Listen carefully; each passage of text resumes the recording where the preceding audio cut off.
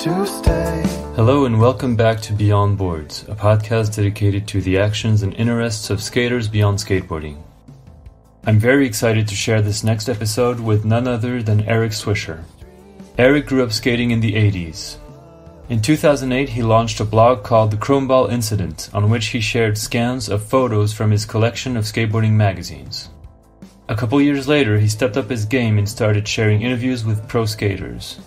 Since then, Eric has published over 160 interviews with some of the most influential skaters and industry people of the last 40 years, including Eric Costin, Greg Hunt, Ed Templeton, Tobin Yelland, Mark Suchu, Dan Wolf, Anthony Van Engelen, Andy Jenkins, or Tony Hawk, to name just a few.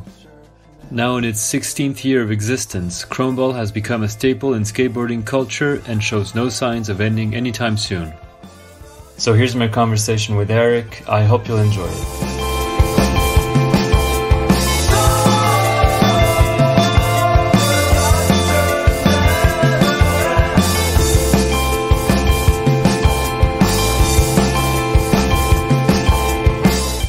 So I usually start with the same question with everybody, which is kind of how did everything start for you with skateboarding? So I know that you studied like in West Virginia, but before studying, I assume you started skating probably years before that. And can you tell me about like growing up and picking up your first board and how everything started for you?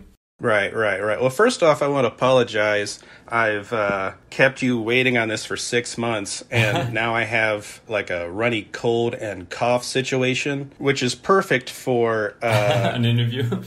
Yeah. So I apologize to you and your listening audience. But yeah, skateboarding, I kind of got blindsided by skateboarding. I was in the 5th grade, so I was 10 years old. My friend Courtney, his brother skated. Mm-hmm. His older brother skated, and we always thought he was cool, you know, it's like, and I guess one day he brought home Animal Chin, the video, and Courtney watched it that night, and then the next day he came to school, and he was telling us all about this thing he watched, you know, the night before. You know, there's these guys and they're looking for this Asian dude and, you know, they find a big ramp and we're like, what are you talking about? But he just kept, you know, it got his brother's seal of approval, and Courtney said it was cool. So like we went over to his house after school and we were kind of just basically just blindsided by the entire skate culture that day. Like, you know, there's all these colorful characters and like they're wearing these like weird clothes and there's like this like wild lingo and stuff, and it was just fascinating. You know, and also Animal Chin is pretty much perfect. I mean, it's designed for 10-year-olds. So it was just like I was just right there. One thing with that, I remember during the day at school when he was telling us about this movie, I remember Courtney described Lance doing the Nightmare Air. Okay. I don't know how familiar you are with Animal Chin, but it's just like this kind of like goofy skid he does, like Lance does in the movie. But Courtney told us that it was a real move, and like Lance like went up a wall and like grabbed it and like went to sleep and came back down. And I thought that was like the most amazing thing I'd ever heard. So I'm always a little disappointed when I watch Animal Chin, and it's not. I was bamboozled. But yeah, after that, I just started skating from then on, and that was 35 years ago. Okay. Yeah, I was never sponsored or anything. Oh yeah, I wanted to ask you about that. Like if you ever like tried to get sponsored or... I mean, I was... You know, everyone always thinks they're really good when they're 17. But I like to think I was pretty good when I was 17. But it was like in the 90s at that point. And I mean, it wasn't so California-centric, but it was still... I mean, at that point, I was living in West Virginia, and I might as well have just been on another planet for the most part. I filmed some stuff, but I never really tried to make a go of it. I think just being 17, I just thought, it'll work out somehow. Like something will happen. Yeah, and it didn't. But not the way you anticipated, at least. Right, exactly. I mean, like I kind of did this weird roundabout way of where I never went pro or anything like that, but I kind of got the de facto consolation prize with it, like second place. Like silver's pretty good. with all this chrome ball stuff and being able to, it's beyond my wildest dreams. But I mean, I've been doing chrome ball for almost 15 years now. Yeah. And I'm pretty sure my skate career would have, if it would have been something in the 90s, would have been like a year. So maybe I lucked out. Yeah. But looking back, my style is pretty gross. And my style is, and it's only gotten grosser over the years. But yeah, it was, speed was never my friend. So. You didn't skate like Busenitz or people like that? Like I am the opposite of Busenitz. I am like slow-mo Busenitz or slow and low. That is my tempo, as they say. Yeah, I mean, I could do the tricks. They just happen to look really gross.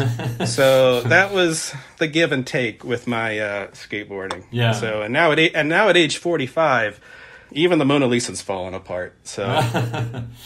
Do you still skate at all nowadays? Like, do you get on a board every now and then, or do you kind of not do it anymore? No, I skate every Sunday. There's a curb in town. I skate with my friend Gus and my friend Miles.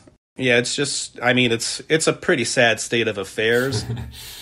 You know, we don't really go to the skate park or anything because it's one of those, like, those kids don't need to see this. They don't need, you know what I mean? Let's just have fun under the cover of night off somewhere else. But yeah, about every Sunday I go skate with those guys and Jaime. Okay. Yeah, so you still roll around and have fun with it, but yeah. No, I can understand going to a skate park, you probably get super frustrated immediately seeing kids flying around and doing incredible tricks and whatever. Everyone's so good now. They need to take it easy. Always hot dogging with their fancy maneuvers. So. Exactly. And so I just mentioned that you studied psychology and journalism in West Virginia. I actually thought that was interesting because that kind of, I mean, both degrees must have helped you a bit in this endeavor with chrome ball.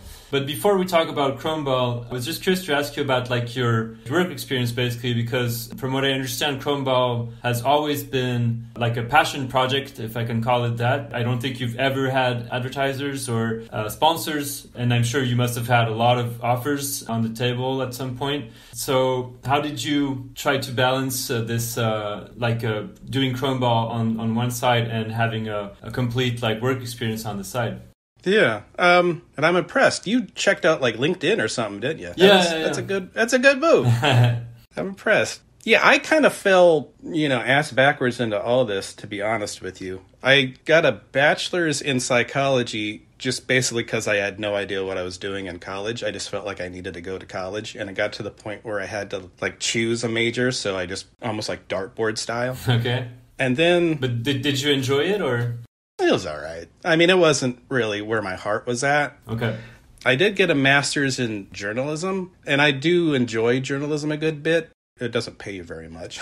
Yeah. but I mean, it's fun. I made the mistake of choosing something that I enjoyed and thought would be fun versus something that would pay rent and enable, a lifestyle of means. Yeah. Chrome ball started as, it was basically, I was doing a lot of graphic design work at the time, just various creative endeavors. I made like some short films and stuff too, just because I was in my 20s and, just kind of trying to figure out what I was doing. Yeah. And I had this total dead end real estate job at the time. It was basically like a glorified call center. But I was doing this kind of graphic design work on the side, and just growing up skating, everything in my head was like a skate reference for the most part. And I searched Google for this stuff or wherever. This was 2008, and none of that stuff was on there. Mm-hmm.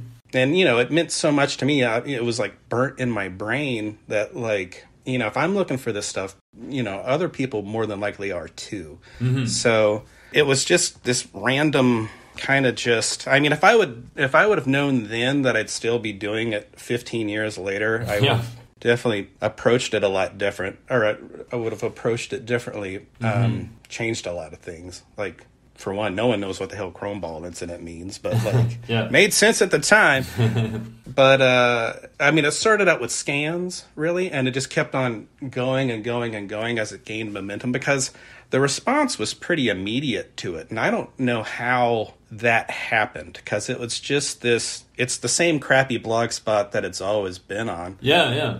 I think that's awesome, actually. I really like that.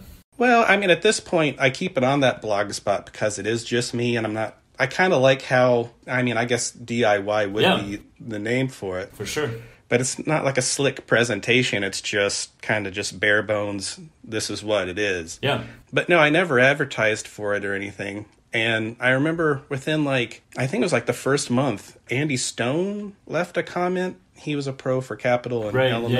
And he was one of my favorites. Mm-hmm. And Andy Jenkins, I think he emailed me or left a comment or something like that. And he's always one of my favorites. That's what the masthead of Chromeball is Andy Jenkins. Mm-hmm. So I kind of felt that was obviously this is getting some sort of reaction here. So I'll keep it going. And it was a lot because those scan posts were 3 or 4 hours every night of finding the crap, scanning the crap, posting it up, and it's a lot of crap. But it did lead to a Nike job and actually working within the industry. So I mean it worked out. But yeah, it was a lot of work. I honestly, and the interviews kind of grew out of that, but honestly, the scan stuff, I can't even really look at a scanner now without just, oh man. Yeah, getting tired already. So many hours with that goofy thing. Yeah. It's like PTSD or something. And the interviews actually started a couple years later, right? Around, I don't remember what year was the very first one with John Drake, but maybe 2009 or 2010? 2010 was... because those first 2 years, it was just all scan posts of just old magazines and ads and things like that. Rob Cece from Nike SB, he actually does side effect goods now. Mm-hmm. He hit me up randomly to do a Chromeball colorway for a dunk. Oh, right. Yeah. Which is pretty ridiculous, but it's an awesome opportunity. And and it actually was released with Blender, which is still kind of mind-blowing to me. But it was coming out, and I felt I had an inferiority complex about my goofy little blog spot with just scanning old magazines. And I was I need to do something a little more to, justify step up my this. Game. Yeah, I guess. I don't really know how, but we'll see. And it just so happened, I was born in Gallipolis, Ohio. I grew up in Point Pleasant. Mm-hmm. And the only guys I knew from that zone that actually made it in the skateboarding industry were John Drake and Don Pendleton. Oh, yeah. They actually both worked at the quote-unquote local shop for me at the time, which was still an hour away. Okay. But they worked at, it was Iguana Sport Gear in Huntington, West Virginia. And, both those guys are several years older than I am. I was just the Grom that would show up every now and then to the shop. But, both those guys were sponsored, and they were the dudes. You know what I mean? And, I'd sent some emails back and forth prior to interviewing John. Mm-hmm. Because he's always had a presence on the site, and Don, too. What those guys went on to do from our middle of nowhere corner of the earth was pretty amazing to watch. Mm-hmm. It's funny, Don taught me how to do grip tape, how to cut my own grip tape when I was 11 or something like that. So it's just kind of funny to think about. But I interviewed John. I had no idea what I was doing. It's funny because, John Drake was Chromeball interview number 1. Yep. Him and Don were the only people I knew. So I didn't really even know if there was going to be Chromeball interview number 2. It was just I did this, and hopefully it'll work out. Yeah, let's see what happens next, yeah. Mm-hmm. And this was pre-Instagram before you could, slide into the DMs, as they say. Yeah. So I was lucky in that Chromeball had been going long enough by that time to where, I had a good fan base. Right. And so many people just reached out to connect me to other pros for those interviews. It's really pretty phenomenal, and I'm always... I'll always be super grateful to those guys for just helping out some random dude on the internet. Yeah. A big one was my guy, John Constantino. Mm-hmm.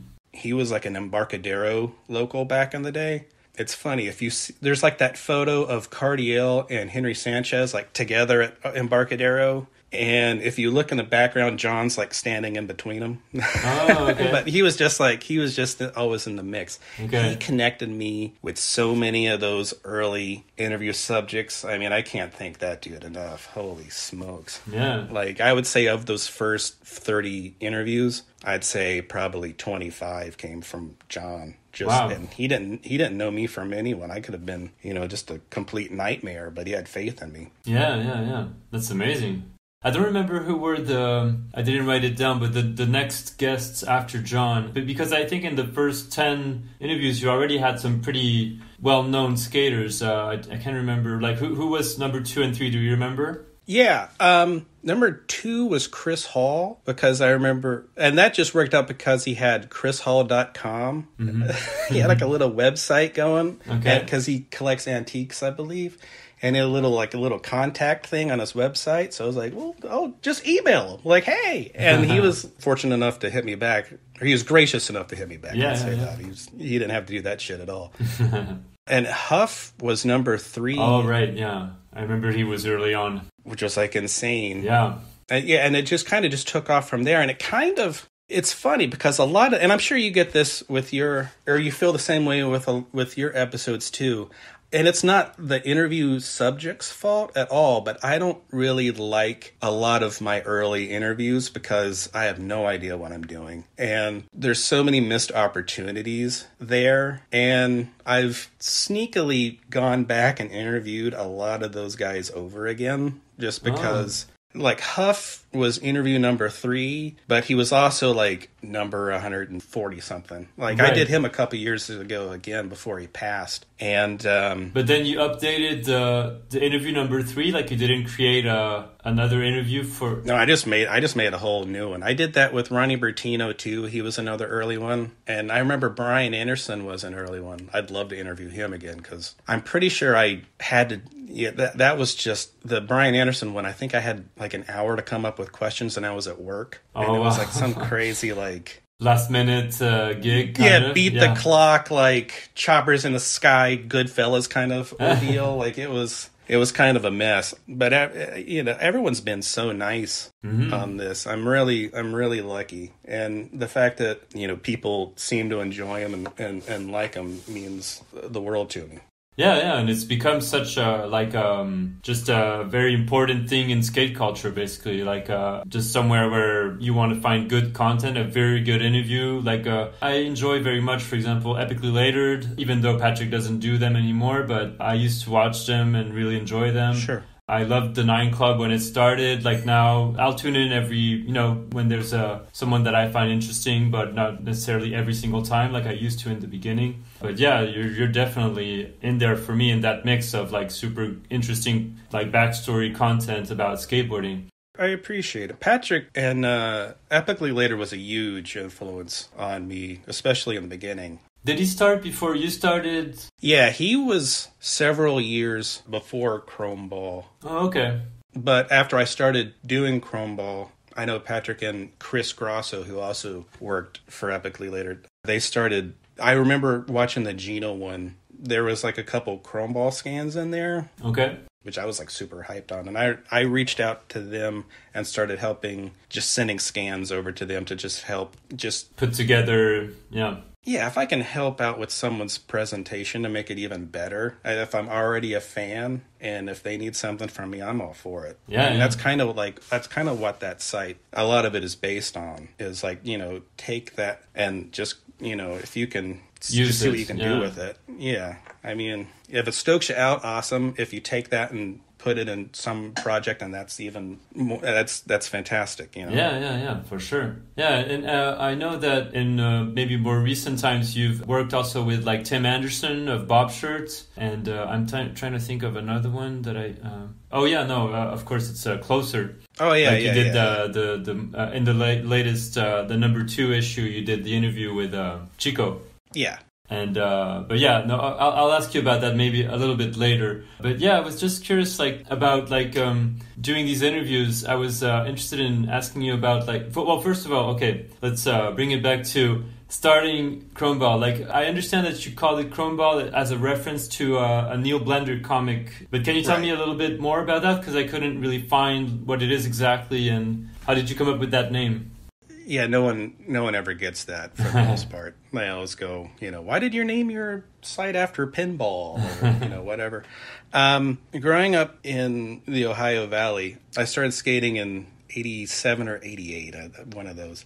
And like I said, it was such a California-based cosmos, really. It was just, you had New York and then like the slightest smattering. Mm-hmm. You had California and you had the slightest smattering everywhere else. You had like Shut in New York, but that was really about it. And then in late 90, they started Alien Workshop in Xenia, Ohio, mm-hmm. which is about an hour and a half from my house, which at the time, everything else was 3 time zones away. So like, Neil Blender and Alien Workshop, and they're just right over there. Like, they're coming out with these ads. They're super weird. I love Neil Blender anyway. And then like Memory Screen comes out and it's like this insane presentation. Mm-hmm. And, it's like basically an art film with skateboarding in it. But there's also spots in there that I had seen, like in real life, mm-hmm. that that were in Ohio that I knew. And so Chromeball Incident was this comic strip that Blender would do every now and then, and they would just kind of pop up random places, like in zines. One was in like an Alien Workshop ad. Mm-hmm. One, actually at the end of Memory Screen, he like animates one. And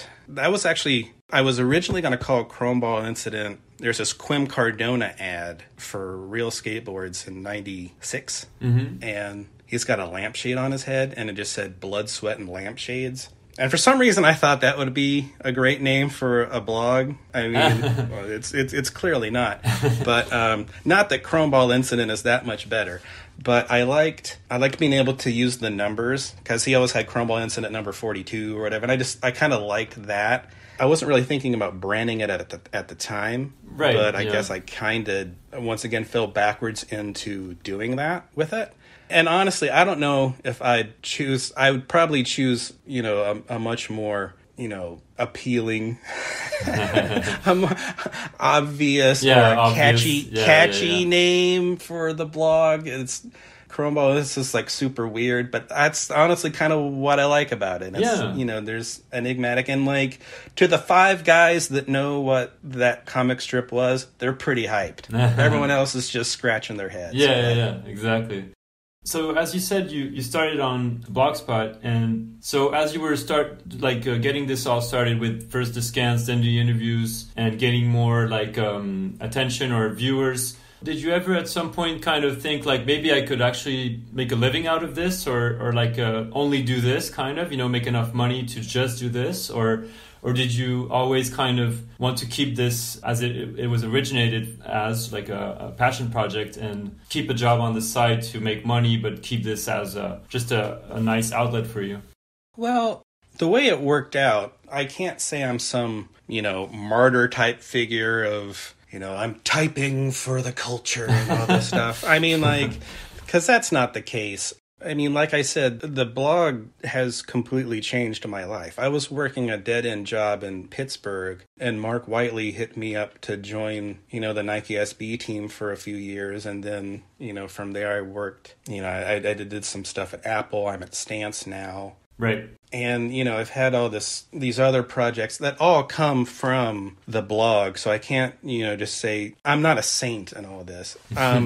But one thing with Chromeball is that I've been careful and very protective of that. And I mean, obviously, I'd love to do it for a living, but I have found that because I don't make any money directly from the site, it allows me some freedom with it. I get away. I mean, the site itself is a copyright infringement nightmare. Very true. I mean, good Lord. But because I don't really make any money off of it directly, then I feel like a lot of people, look the other way. And at the same time, I'm not trying. So much of it is nostalgia based. I'm not trying to pimp out this thing I love or pimp out people's childhoods just to line my own pockets. That's not why I never did it. You know what I mean? Yeah.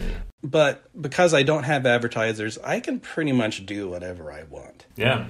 And I don't have to adhere to anyone. I mean, my God, I post, I mean, for the first 5 years, I posted almost every day. Mm-hmm. Now I might post like once a month. That's insane. That is not how you make it in, you know, today's digital world. Right. I'm going to post maybe this month, maybe, you know. Yeah. But it allows it to stay pure, in at least for me, and it's just more honest that way. I'm a terrible businessman anyway. I mean, I know I've blown so many chances to, you know, make money off it, but that's never what it was about. Right, yeah.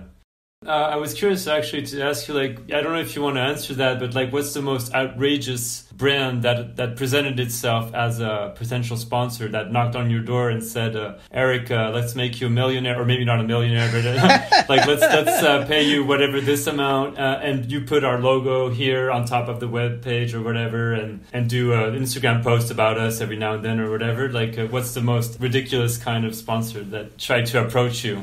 Luckily, I'm kind of a jerk in that respect of, like, I'd see who it is and I don't even respond to them. And you never get to, like, the money offer until the end anyway. Mm-hmm. I mean, it's just all your typical, like, weird streetwear brands that, like, I'm an influencer somehow, which I'm not. Or, like, some weird energy drink thing. You know, the usual suspects. Okay. So, or it's just like, hey, we got the dope, fresh streetwear threads, and we're coming. And it's like, they have obviously no idea what I do. They just know that you're imported in skate culture, and they'd like to take a bite out of it or something. Or, yeah. I popped up in an algorithm somewhere, and they sent me a boilerplate email, and you know, they were going to send me free underwear or something. Yeah, I'm not interested in that. Yeah. No, and I think that's great, actually, that you've managed to keep doing it so consistently and without advertisers and everything, and to keep doing it with a full job on the side. I'm sure it must be tiring at times because it's a lot of work. Like, I mean, I don't know how much work it represents for you to do all these interviews, but I'm sure it's a lot of work, and to do that with a side job and like to be like in a relationship and have like friends and family, whatever, to have a full life basically, and to manage to find time for such a time-consuming hobby, if you want to call it that. It's no joke.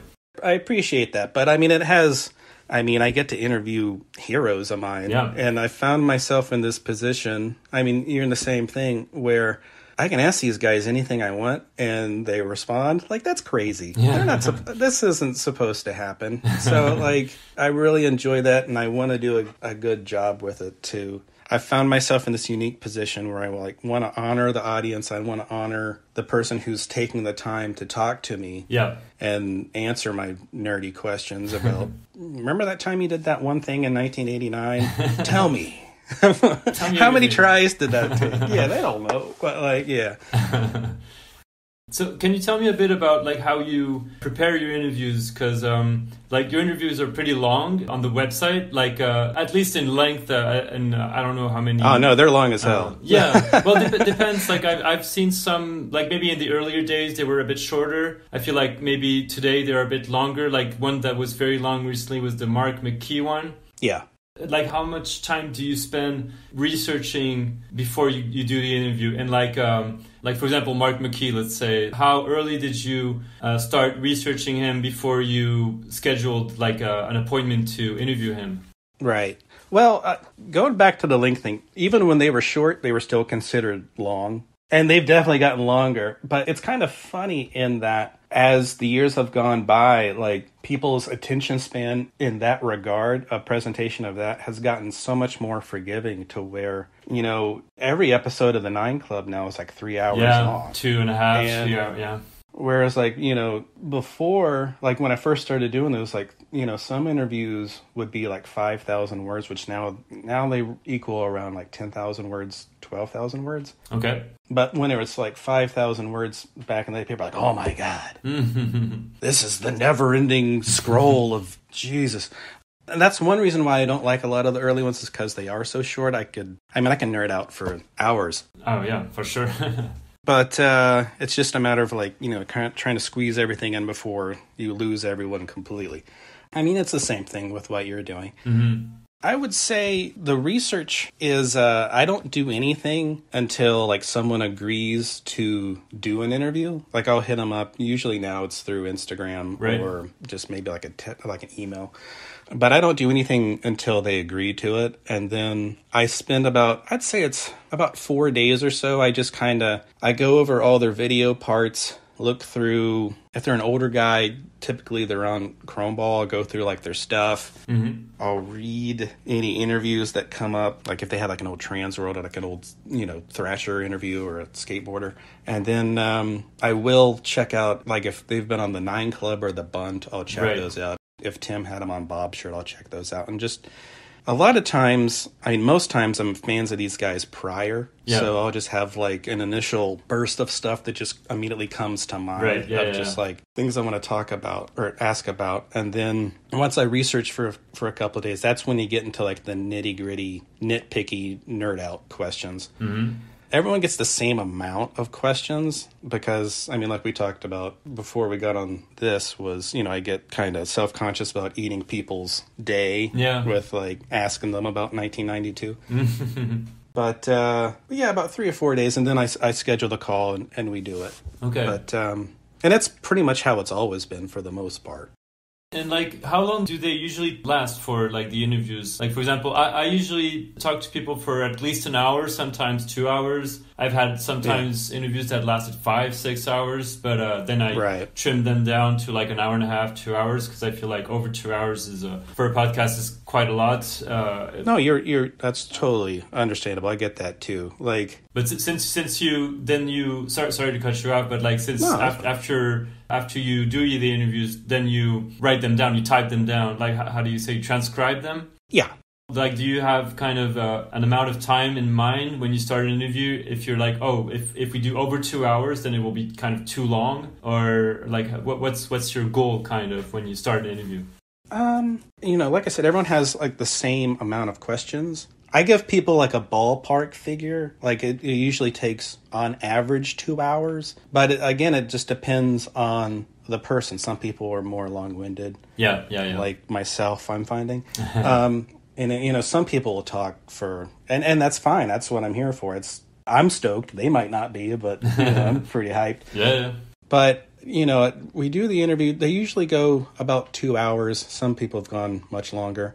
But I take that and I transcribe it. And then, like, with you and, like, this presentation, it's about 2 hours. It's about time. Mm-hmm. With mine, it's more about, like, word count. And I usually kind of have these, like, I can look, and this is super nerdy, but, like, I can look at all the interviews over the year of, like, where my ceiling has gotten higher and higher as far as, like, word count goes. Okay. And till like a couple years ago where I just said, now it's around like 10,000, but if it's someone like McKee or Ed Templeton or Jason Lee, who are, legends. They're all, like Ed Templeton, my God. You have like 30 plus years of stuff. He's done so much, It's kind of hard to like, well, I'm going to ask one question about New Deal now. That's all I got room for. Sorry, fellas. So, it's basically, as I transcribe it, I basically just start whittling it down and like kind of just, maybe this question didn't work out so hot, or maybe he addresses the same thing over here better, and just kind of just whittling it down to like that target word count zone. I drive myself crazy with those numbers, to be perfect. Like, I got to lose 157 more words. Here comes the contractions, here we go. So. Yeah, that must be hard, yeah. I've definitely had some hard times figuring out how to bring down like a 6-hour interview to an hour and a half or 2 hours. It's just a nightmare, basically. But well, and you do a podcast too. That's super hard. Like that's a completely different muscle in that you're doing the interview and, just got to be like an entertainment, show factor to this. Yeah. But I feel like there's not as much pressure for me since I do only audio. That's true, but still. The 9 Club is also video, so... Right. And I feel like they don't edit much. Like, probably they'll take out a part or something if a guest asks them. But for the most part, it looks like they pretty much released the interview as it went, kind of. I'm not sure. I know I've always been really impressed with their production value. Yeah, yeah. I mean, the show looks great. Yeah. You know what I mean? And the cadence they've been able to do for this long is psycho. Yeah. So, for I mean, sure. that is not easy at all. But I mean, that's a big strength of theirs is, every Monday there's a 9 Club. Yeah. You know what I mean? But it's a very different format than yours in the sense that they don't research their guests a whole lot before. Like, I'm sure they do, but probably not for 4 days, like they probably just watch a couple video parts or whatever, read an interview or something. And for the most part, they just engage in a casual conversation, which is perfectly fine, but it's not really an interview, so to speak. It's more like a conversation between skaters. And that's what it's called, actually. It's a show that has skaters talking. Yeah, and that's what they're aiming for. And it's definitely working for them. I mean, their numbers are huge and good for them. Yeah, for sure. And I just think they're just trying to highlight skateboarding in the most positive light. Yeah. Which, I mean, sometimes you could be a little critical of stuff, but that's their thing and it's working for them. And yeah, exactly. And I appreciate that because I'm kind of the same. I'm not a very, I don't like conflict, I don't like to make people feel uncomfortable. Like, for example, we've never met. I don't really know you, so I'm not going to ask you questions, like super difficult questions, or whatever, whoever's I'm interviewing. I don't want them to feel threatened or judged or like the whole point for me is just to have a nice conversation with someone whom I admire. And the Bund, for example, I feel like they're a bit more, they like to, talk shit on some people or whatever. Just, and that's fine. That's their style. Like, I guess that's how they are in life, like the two guys who run it. Well, Chromeball is kind of positive by default because doing those scan posts back in the day, it was, I always have to be a fan on some level of these people in order to spend 3 hours that night digging up photos of them to scan. You know what I mean? And my whole thing with Chromeball is, who the fuck am I? You know what I mean? Like, I never went pro. This guy went pro. Mm-hmm. If I'm going to talk shit on someone, it can get back to them. And, who am I? I'm just some guy on the internet. And my thought was always that the internet doesn't need another person talking shit. Yeah. I mean, there have been questions I've asked someone in an interview that were a little dicey, but it was mostly whenever I'm interviewing someone, it's not just for some sort of gotcha moment. Yeah. You know what I mean? If I'm interviewing someone I am a fan of theirs, and if there's just something kind of controversial, I mean, most people have heard about it or it's a rumor or something, I'll address it. You know what I mean? And it's up to them, of how they want to respond to it or if they want to respond to it at all. Yeah. To do the interview, I want to put it out there, but it's never... I'm not like the National Enquirer or anything. I'm just ambulance chasing or whatever. It's always out of a place of respect. So, did you ever think about turning Chromeball into a podcast or into a TV show or something else kind of? Or did you always really want to stick to keeping it as a blog as it is, as it's always been? Did you ever think of evolving it into something different? I mean, the print format kind of came out of necessity in the beginning because I was in Pittsburgh when I started the blog, and I would be lucky to get people on the phone. So the print format allowed me the most flexibility. Mm-hmm. And now it's just to the point where, and I talked about this a little bit ago, I don't have that podcast muscle where, I have this crazy Kermit the Frog voice. I'm corny jokes, my cat's going crazy. It's just not a good podcast scenario for me. When it comes to podcasts like that, I can't keep the show moving, or I can't, sound effects or whatever, I tried it a couple times. I know I interviewed Jason Dill one time, and he, just with what we were talking about, he wanted to record it and just put it on there. Oh, so put it on YouTube. He asked you to do that? Mm-hmm, because it was, I remember it was right when Gino got on the team. On FA, yeah. Mm-hmm. On FA, and he also announced hockey in that too. And it was just kind of it was a lot of stuff we wanted to get out there quickly. Okay. And not have, Eric transcribe and see you in a couple weeks. You know what I mean? Yeah. So, and that was his idea. And I gave it a shot. And he did great. I mean, that's kind of the thing. Like, when you're interviewing your heroes, they still sound like your heroes. You just sound like some bumbling dude. I mean, you don't sound... I sound like some bumbling dude reading questions. I'm like, hey, Mr. Compass. when you ollied that hydrant. Oh. You know what I mean? Like, no one wants to listen to that. So, like, now it's like print. Like, if I throw out, like, an airball joke... Yeah. I can edit that shit out. It's like it never happened. You know, like, that's just between me and, you know, my hero who thinks I'm a boob. Yeah. So. Yeah, but I guess you can do the same thing with podcasting. I mean, I've definitely edited out from interviews parts where I felt just super nervous and just kind of felt like an idiot. Who were you the most nervous to interview? That's a good... Well, I just interviewed Michael Burnett not long ago, like 2 weeks ago, I think. So I was very nervous interviewing him.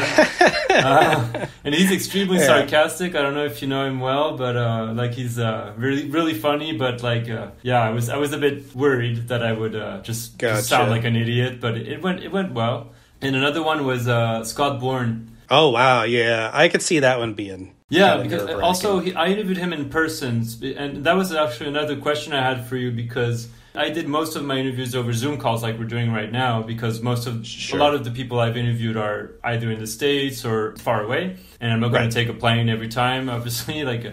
And Scott living in Paris and having lived in Paris for many years now, I actually got his email through someone, and I wanted to do it over Zoom, but he doesn't have a phone. He doesn't even have a cell phone. He doesn't have a phone? No, he's like super old school, and he has only like a landline phone. Oh, okay. All right. So he has a phone. Okay. I thought it was not like a cell phone. Carrier pigeons, or like, you know, the smoke signals telegraph. Exactly. Freaking coconuts or like tin can wire. Maybe he does. I don't know. But I mean, he's an interesting guy. You never know. And he's super like intimidating, because he's like super like strong and like tattooed and kind of badass and everything. And he told me to meet him at his place. So I went to meet him. You went to his house? Yeah. He told me meet me in like near the Père Lachaise in Paris. So I went there and I like walked up, and I was super nervous, like you know, my heart pumping and everything, like super. And I knocked on the door, or I rang, whatever, and he opened, and I instantly felt that he was much more nervous than I was actually. Yeah, that's typically how it goes. Yeah. But yeah, going to his house is pretty gnarly. Yeah, I haven't done that one. Yeah, and it turned out well. I think at least I enjoyed my chat with him. You know, once he opened the door and we started talking, all this kind of anxiety kind of faded, and I felt much more comfortable. I'm sure you're the same with your guests. Yeah. And but it's just a build up to as soon as you start talking, and then kind of things cool down. Well, I think you've done your research on me, and I try to do that the same with my guests, and I feel like that is comforting to someone. I mean, it's always it always feels good when someone knows things about you. Yeah. You know what I mean? And you know, that's humbling, and it's a nice feeling. Right. Yeah. But yeah, actually the question I wanted to ask you was, since I told you I do most of these interviews over Zoom calls, like how much of your interviews have you done in person versus like on phone calls or Zoom calls? Because I know the Dill one you just mentioned was a phone call, if I remember correctly. Like Yeah, no, it was a phone call, and we just plopped the internet on. I remember Benny made a montage of it. Yeah, like some images of like some FA collages of him. Yeah, we had to cut some of those out. Turns out YouTube isn't exactly the bastion of free speech when it comes to that sort of thing. Image-wise, anyway, there was some boobies.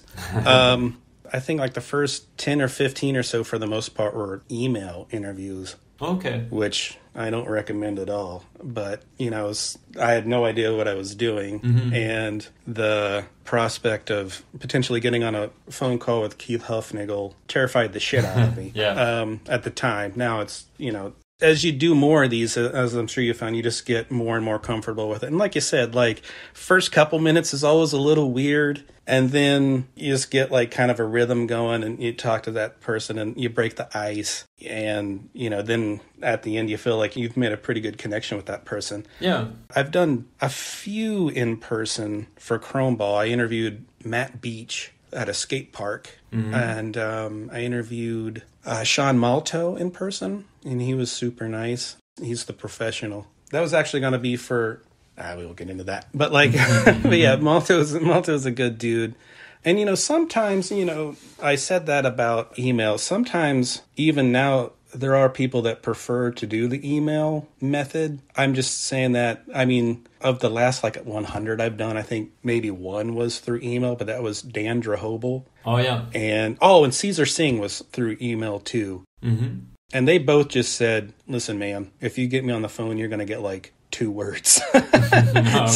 So let me type this out, and it's going to be a whole lot better product. And I got to respect their wishes. And sure, I liked how both those came out. So yeah, it's just everyone's different, For sure. But as far as a podcast, I'm even now I'm talking to you. I got the window over my face on the Zoom thing. Mm-hmm. We're talking I'm recording on the phone. It's a lot. Yeah. No, I understand. I've gotten used to it after doing it for a little bit, but I understand it's a whole process, and it's a bit strange. It's easier to do these interviews in person. I found I haven't done much, but maybe between 5 and 10 interviews in person, including the one with Scott that I mentioned. Mm-hmm. And that makes for a really good conversation, since you're in the same room. You can really, just the conversation is a lot more authentic, I feel. But yeah, I like this. There is a definite connection, but I've found, because mine are just on the phone, and I'm recording with a cassette player. And it kind of frees people if it does go for longer than expected. Mm-hmm. It allows them to because I remember, I think I interviewed Sal Barbier while I was working on his car. Mm-hmm. I definitely interviewed Max while he was working on a motorcycle. Every now and then you'll hear someone taking a leak. I won't give out any names, and sometimes they'll flat out tell me hey man, gotta take a piss. Whereas other times sometimes it's just me deducing clues of I think he's urinating right now. It's cool. We've been on or here taking for a shower, which would be no showers, but that would be pretty impressive.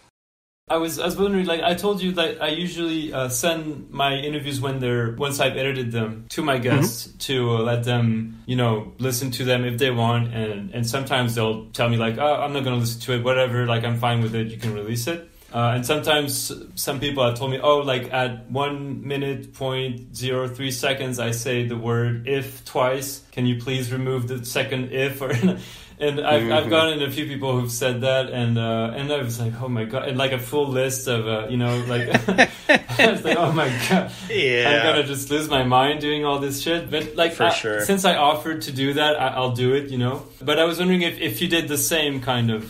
Oh yeah, 100%. Well, and you don't want to burn people, right? Yeah, because they don't have to do these interviews. Yeah, you know what I mean. Sure. They're taking time out of their day to do this thing with us, and we want to honor that. And if you burn them self-servingly, you might not be interviewing too many other people. Yeah, exactly. Beyond that, because it's going to get out hey, this guy's an asshole. Yeah. But yeah, you definitely get the whole myriad of feedback. Because I always send over a draft too, just to make sure everything's kosher and I heard everything correctly. Mm-hmm. Just because sometimes over the course of conversation, things get trampled or mixed up or whatever. Yeah. I remember when I interviewed Javante Turner, he just had one piece of feedback. I remember he called me, I think he was giving his daughter a bath or something in the bathtub. And I remember he goes, hey man, I just want you to know, one of those paragraphs said I was smoking crack. I wasn't smoking crack, I was selling it. And I was oh. That's a good distinction, Javante. Not sure which one is worse. Point. It's point taken, and I will, wow. amend that for accuracy. But I remember that's a pretty crucial, distinction there. But yeah, I get that too. I remember some people just go nuts on them, but some people were some people could care less. Yeah, it's just for sure. On the person. I remember Jason Lee, when I interviewed him, I remember he changed something. It was I like this. And this was over the course of a week or so. He changed it to really to love, back to really like. And it was I mean, whatever it takes, Jason. You're one of my all-time faves. I'm just happy to be here. But yeah, if that's what it takes to make you happy, I am all in. So. And so what would you say is like the most pleasant part for you of doing these interviews? I'm talking about the whole process, not just doing the interview itself, but like what do you enjoy the most doing? Like the research, actually interviewing the people, or like releasing it online and seeing the comments come in and people saying like a good job on this interview, whatever. Like what would you say is the moment that you enjoy the most? I mean, when people like something, that always feels great. Right. But probably the part that feels best for me is when an interview has gone really good, like right after I get off the phone. You know, because at that point I researched all this stuff. I played the phone tag game of getting them on there. And when it goes really well, that feels really good. Because it's, you know, not only were you successful in what you pointed out to do, the little kid part of you, which you should never lose touch of. The little kid part of you is just like, yeah, I just talked to Max Schaff for 3 hours and it was awesome. And I made him laugh and he was super cool and it's awesome. You know what I mean? Just like that base level, or like, I just talked to Tony Hawk today. You like just great. Hey mom, I talked to Tony Hawk. You know what I mean? Like, you know, that's probably the best thing. And like, you know, finding out these little nerdy nuggets of trivia that like, it's like, oh, you know what I mean? That always feels great. And on the opposite, like what's one thing that you really don't like at all doing? Like I can assume, like for me, for example, I hate editing like the interviews because it's very long and I spend hours just listening to them. And whenever I hear like a sound or like if there's a long pause or whatever, like I'll take all this out. So I spend just countless hours editing this. And I'm sure like for you, it's probably the transcribing the whole pieces is probably this kind of the same process. But like, would you say that's what you dislike the most, or like, is there some other parts that you don't enjoy much doing, or? Probably the transcribing part is awful because it's just, you know, just typing a 3-hour conversation that's just a lot of typing. Yeah. And I know you can like pay to have that done, but I've kind of shied away from that because in transcribing, I get a better feel for the material as I'm going. So it helps in editing later on versus like a vague memory of me geeking out on the phone talking to the guy. Like as a transcribe, I can kind of get a better feel for it. And also I've found that a lot of those transcribing things aren't very good when it comes to like technical skate terms. Oh yeah, for sure. You know what I mean? So you get like these like weird words. So you end up like going in half the time redoing what they did. So I've only done that once or twice, the transcribing service. Right, yeah. So transcribing is definitely the drudgery. And so I was wondering, like, how much do you kind of script your interviews, so to speak, in the sense that do you have a lot of questions that you really stick to, or do you kind of improvise, or do you have like just key points of things that you want to bring up in the conversation? How organized are you in like doing these interviews?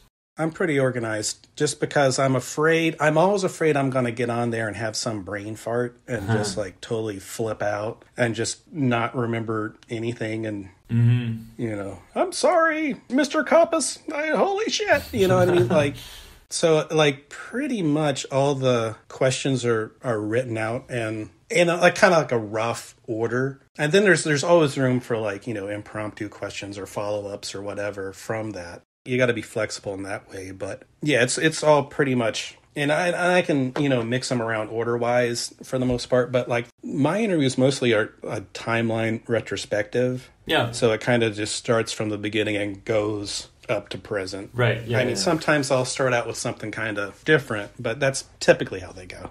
Yeah, I've seen that throughout your interviews that you, not every time, but often you've started with a random kind of question about something. Right. And then eventually a few paragraphs later start at the beginning, like childhood, picking up a skateboard and stuff. Right. I mean, like this last one I did with Sattva, I found out all this kind of unusual stuff about like his great grandfather was a medicine man who got paid, having a lot of wives or something, right? And like his dad married Groucho Marx's daughter. I remember. I just thought that was like super interesting, but there's really no way you can drop that in, like in the middle conversation of nowhere, yeah. or like, and I think I even asked him like what happened to his tooth, which is like that's kind of an asshole question now that I think about it, but he took it really well. He was a nice guy, but like you also can't really, you can't really throw out questions about your great grandfather. Like, so after heavy metal, but before you did Welcome to Hell, let's talk about your great grandfather. That's not exactly, that's kind of a weird turn in the road. Exactly. So, might as well just throw it in there at the beginning and exactly. And then, kind of gets kind of like a good mood going, you know what I mean? Right, yeah, you can have a good laugh at the beginning, and for sure. Right. And so I was wondering, like, did you draw a lot of inspiration from other people for doing the interviews or during Chromeball, anything at Chromeball? Did you draw a lot of inspiration from other people in skateboarding, like other journalists or interviewers, or even outside of skateboarding? Are there people that you've that you enjoyed the work and you tried to kind of take some elements of how they operate and integrate them into your work? Yeah, that's a good question. For sure. Like I said, Epically Latered was a big influence on me early on.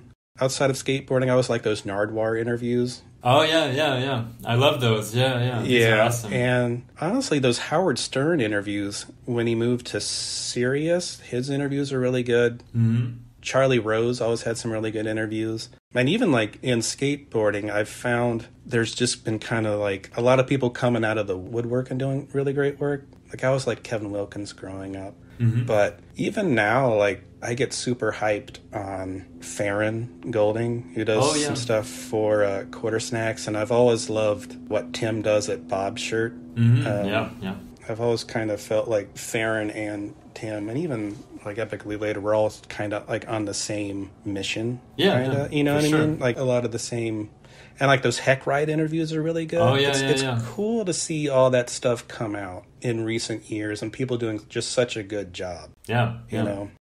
That's kind of a random question, but you've had a lot of like super legendary skaters, and some that are not necessarily legendary, but like skaters from the 90s, and just people that you grew up watching skate and everything. And you've had iconic people like you mentioned Tony Hawk, you had Costin, Ave, a lot of epic pros. But I don't think you've ever had people that were kind of in a more kind of sports category of skateboarding, especially nowadays with, skateboarding being in Street League and the Olympics that happened last year. Mm-hmm. And I understand that's not your style. That's not the kind of skating that maybe that interests you the most. But I was wondering if you would consider, for Chromeball or for another publication, whatever, like would you interview people like Nigel Houston or people that are in Street League or stuff like that? Would you be interested in talking with these people or not really, kind of? Oh, yeah. I mean, if I think they're interesting, by all means. When I was at Nike, I would have to interview, they sponsored Street League for several years, and I would have to interview a lot of those guys for Nike. And I actually have interviewed Nyjah one time for this, I did this piece for Transworld about handrails, and it was kind of like a round table deal. Okay. And, if you're going to talk handrails, you kind of got to interview Nyjah. For sure. And I think he was talking to me from his Maserati. It's just crazy to think about, but I'm pretty sure it was either a Maserati or a Lamborghini, but you get the point. Yeah. But he couldn't have been nicer about that. Granted, I was just asking him about handrails, which he's clearly, well-versed in the subject. But sure. He was super nice. I know previously I've opened up the subjects of who I interview for the site in recent years, I think. Before it was always, 90s guys and, 80s guys, 90s guys. But I've definitely kind of, as I got more comfortable doing interviews and my audience got to accept more of that, I could go off and interview younger guys, artist guys, filmer guys, whoever. Mm-hmm. And it's weird, too, because how you see people is different. Because I wasn't always, even when I worked at Nike, I liked Paul Rodriguez, but I wouldn't say I was the biggest fan of Paul Rodriguez, because that just wasn't my generation, really. Yeah. But watching him evolve, and, I've been around him a good bit, but just all he's done, I'm like a huge fan of Paul Rodriguez now. Yeah. And he was like the contest guy. You know what I mean? But how he's stuck to his guns and he's really just kind of just came out the other side, just this is who he is and he's clearly a legend and stuff. I think that's fascinating. I'd love to interview him. Yeah. But yeah, I mean, to your point, though, I can be a little snooty when it comes to the contest dudes. yeah, for sure. Well, especially since they're younger guys, maybe they don't have as much stories as older former pros and stuff like that. I mean... Yeah, that's the sneaky bit with my interviews. I was like, some guy is going to have way more life experience in their 40s than they are like 17 and had one video part. It's just a different animal. Exactly. Like, yeah, I don't feel it's super interesting to ask them, like, how do you kickflip or something like who cares, you know? So do you guys like the TikTok? What's that all about? Yeah, exactly.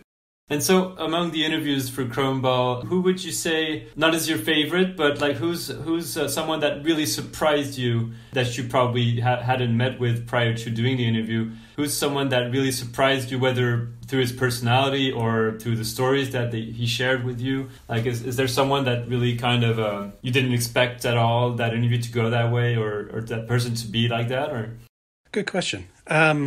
I think the one that immediately comes to mind is probably Danny Way. Oh, yeah? Obviously, you know, Danny's been around forever. He's invented entirely new terrains, and he's pretty gnarly dude. He's like half robot at this point, like metal endoskeleton. And he was definitely one of those ones where I was nervous calling because I didn't know how it was going to go. I had like some questions I wanted to ask that he could have easily gotten pretty aggro about. Okay. And like, you know, there's always those like long-standing rumors about him. And I'm the jerk that actually asked him about that. But he couldn't have been nicer. And he was so gracious with his time. And I mean, it wasn't the easiest interview to put out because we addressed some stuff that I don't think his management at the time was too hyped on, but he was just an honest, and I came away from that. Those are always the best interviews, was when you walk away a bigger fan. Yeah. And I definitely walked away from that a bigger fan. Like, I can't vouch for, you know, I can't vouch for anyone's entire life of whatever, but I feel like he's definitely misunderstood to a degree. And I feel like, you know, him coming up, he had nothing. And he was this insane child prodigy who is being kind of characterized as the rival to Tony Hawk, the world's most popular skateboarder. Yeah. And, you know, Tony's a grown man, and they're like prank calling Danny's house. He's like 12 years old, and his mom's picking up. That is insane. And just to grow up like that and just be this gnarly machine. But I felt he really took me by surprise. Okay, interesting. Not that I thought he was going to be a jerk or anything, no, but for sure. I just didn't know how it was going to go, and he came away just pretty awesome. Unexpected, kind of. Mm-hmm. I do think if you've had a career that spans so many years, you basically by default, you're not that big of a jerk. Because if you're that big of a jerk, people aren't going to want to fuck with you. And you know what I mean? And like skateboarding has a way of weeding out those types. That's true, yeah. Because there's been some amazing skateboarders that have fallen to the side just because they were assholes. Personality-wise, exactly. Absolutely. So that's one thing I've found over the course of doing this is, you know, the power of the van.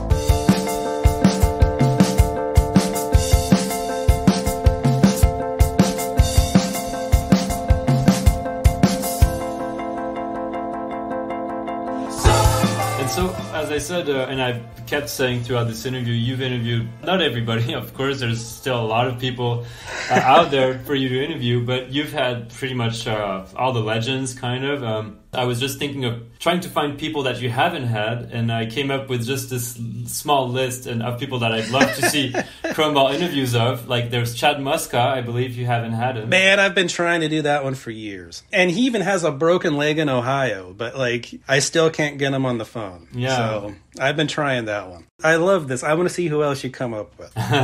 So yeah, Chad would be sick for sure. And especially as you said, since he's been injured, maybe it's still a good time to catch him. Right. Steve Rocco is also an obvious one, but I guess probably a difficult man to track down, and probably he wouldn't. I don't know if he would be down to address all the things that happened during that whole time period. But have you tried to reach out to him, or? You know, it's weird. I really haven't, just because it feels like such a long shot. And the interviews I have seen with him, he doesn't remember a lot of stuff anyway. But even more than that, I feel like some guys, they can play that elusive enigma card to their advantage, and it's almost better that way. I would love to have a Rocco interview, but it's kind of cool that he's too cool to do the damn interview. That's true. Like, I would kill to interview Julian Stranger. Oh, yeah. But it's kind of cool that, you know, Julian Stranger can just be in the corner somewhere just being awesome, and you don't know. Same thing with Blender. You know what I mean? Sometimes it's the mystique model. You know Absolutely. what I mean? Sometimes it's just better. If you can make it work, even like Heath Pritchard, you know what I mean? Like, I'd love to interview that guy. Yeah. Kind of cool that you can't. You know what I mean? Like, he can get away with that, whereas, like, other guys just like, who the fuck this guy think he is? You know what I mean? Like, you're not that interesting. Whereas, like, some people can pull that off, and it's pretty awesome. Yeah, for sure. Another one I'd love to see a Croneball interview of is Tom Penny, but he's obviously a very difficult man to track down.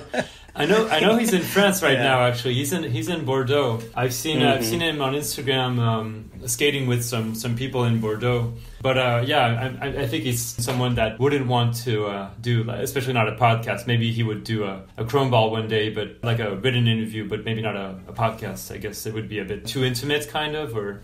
Right. Yeah, any of those guys that you just mentioned, if they happen to be listening to this, which it's kind of fun to think about, but yeah, hit me up by all means, or hit up Quentin and go on this podcast. You know. What about like another one is Arto Sari? Did you have him or no? I don't. I tried doing that one for. Well, he had that amazing Epically Latered for a long time, and I kind of feel like that blew it out the water. But I've been kind of going back. I was actually trying to do that for Closer. Oh, yeah? He's in Hawaii now. He's, shooting photos, living his best life out there. Yeah, he's doing his thing. He doesn't need my goofy ass to come along and rain on his parade. He's doing just fine. Yeah. But yeah, I'd love to. You just mentioned Closer. We talked about it a couple times, but so I don't remember if you had an interview also in the first issue. Mm-hmm. Okay, because I haven't gotten the first one. I only got the second one. But who did you interview in the first one? The first one was John Lucero. Oh, nice. Okay, cool. Mm-hmm. And the second was Chico. And the third one is getting ready to come out, and that's Josh Kalis. Oh, nice. Awesome. So, whom you've already had on Croneball, right? Yeah, that was 2012, I think. Oh, okay. So pretty early on. Yeah, and he was another one of those where I kind of wanted to do a longer, newer one. Yeah, you know? And he's just kind of the best dude anyway, whereas, like, he'll just tell you flat out what he's thinking, and he's like... No bullshit? Yeah. He's not trying to cool guy you. Like, he can get into the weeds with the details, and he's not afraid to say his point of view on stuff where, other people might tiptoe around stuff. He'll just flat out tell you. He tried convincing me to buy a Lamborghini in my interview. Okay. Which is was funny. He successful or? Evidently, you can take out. He said you can take out a 15-year loan, which I don't think would be the best investment move for my financial portfolio at this moment with my free blog. But it's something to aspire to. But no, Josh is the best. He's super funny. Cool. He's just in his garage smoking cigarettes with his Lamborghini. So you're gonna have an interview in every Closer issue, I guess. Is that kind of the plan, or? Yeah, that's the plan. It's kind of nice just to get out of the Croneball bubble and kind of be able to collaborate with Jaime and Sammy does the layouts and stuff. It's kind of just cool seeing this stuff on paper versus an ugly green blogspot. And just Jamie's a good friend of mine. He lives here in town. We skate sometimes when Jamie's really good at skating. He is, yeah. I see his clips on Instagram. He's ripping, yeah. He kind of blows the old man curve that I was talking about of like, you know, there's my buddies that we just go out and we just have fun. And then Jaime just comes through and just grinds the entire block to whatever. And it's just like, Jesus, dude. But yeah, Jaime's just a solid dude. I've known him for a while, and he's just a good friend. And he started this thing, and I thought he was out of his mind. Starting a print magazine in 2022, but he just loves skateboarding so much, and he's just such a good dude. He's always been good to me, and he puts everything into that magazine. So of course I'm going to try and help him out too. I mean, it's a win-win situation for both of us, and I'm really hyped on it. I'm really happy how that worked out. He lets me do whatever I want. It's crazy. Well, yeah, I mean, like, he's seen the quality of your interviews, so I'm sure he trusts you're gonna come up with some cool content. I mean, yeah, he doesn't need to tell you what to do. Yeah, that's been really good. I saw in this interview you did about 10 years ago. It was in 2011. It was I saw this on the X Games website for some reason. It was with a guy called Mike Munzenreiter. I don't know if that. Yeah, Mike Munzenreiter, Pride of Minnesota. I think he actually is on that Mostly Skateboarding podcast now. Mike's been around for a while. Yeah. And so I'm going to quote you on this. You said, I always think it'll end, talking about Chromeball, it'll end in a couple months, but I've been thinking that for the last year and a half. And that was in 2011, so you were pretty much like 3 years in, more or less. Yeah. And now we're almost in 2023 as we're speaking, and you keep, killing it, bringing amazing interviews, and it doesn't seem like you're anywhere near finishing this or stopping it. So, like, how do you see the future of Chromeball, basically? Well, and you've done your research. Good job. But like that interview was back when I was doing those scan posts, and I was posting almost every night, like 3 or 4 hours a night. And when you do those scan posts, there's only it's a finite resource of material you can use before you start getting into like kind of like the outer edges of just things that people are psyched on, and you don't want to get. You're constantly using it until you're just kind of in a corner, just like, well, here's just some crap no one cares about, you know? And, you know, you don't want to, when you're spending all your spare time doing that stuff, you don't want to do that, and no one wants to see that. So yeah. I did end Chromeball in 2013. I just did a bunch of interviews, and I thought, like, I was just so tired from having done it every night for 5 years. And I was just so burnt out on it and so unhappy. And I didn't think, I don't know, I just needed to get away from it. But okay. And I did. All those daily scan posts have ceased since. But after like 4 months or so, I found myself in that position where, like I talked about, like I can hit up some of these guys and they'll do an interview. I can ask them whatever they want and they'll answer. And Instagram was becoming a thing to where I could ask those guys directly. Like, it was so much easier. And there are all these guys that like I hadn't interviewed and I really wanted to. Mm-hmm. So I slowly kind of just crept back in. And it's just now more on my own terms versus like that cadence we were talking about before, like every night. I just couldn't do that after a while. And I think the work suffered too, because it was just constantly, the turnover was just too much. I see. So now, like the last like 10 years or so, it's just, I mean, I'm constantly working on stuff, but there's no deadline. It's just whenever it's ready, I put it out. Yeah. You know what I mean? And I'm happier that way. I have a little bit more of a life now versus like looking at 30-year-old skateboard magazines every night. But there's only so many people I can interview as well. So, and not everyone wants to do an interview, and by no means does everyone have to do an interview with me. Sure. Yeah. So, you know, I just don't want to overstay my welcome, really. But, I mean, now I just work in this weird murky area where I post something like once a month, once every 2 months or something. And that works for me, and people seem to be hyped when I post something up, which always feels good, and it makes me keep doing it. And I don't know, I get curious about people, and, you know, hopefully someone else is curious about that person too, and I can stoke them out. So this is kind of random, but I saw on your Instagram a few months ago, I think you went to like a premiere for like a Kubrick movie. I don't remember which one. Oh, yeah. Maybe a Clockwork Orange or another one. I don't remember. Mm-hmm. So I assume you're also a big cinema enthusiast. Yeah, for sure. I'm a huge film nerd.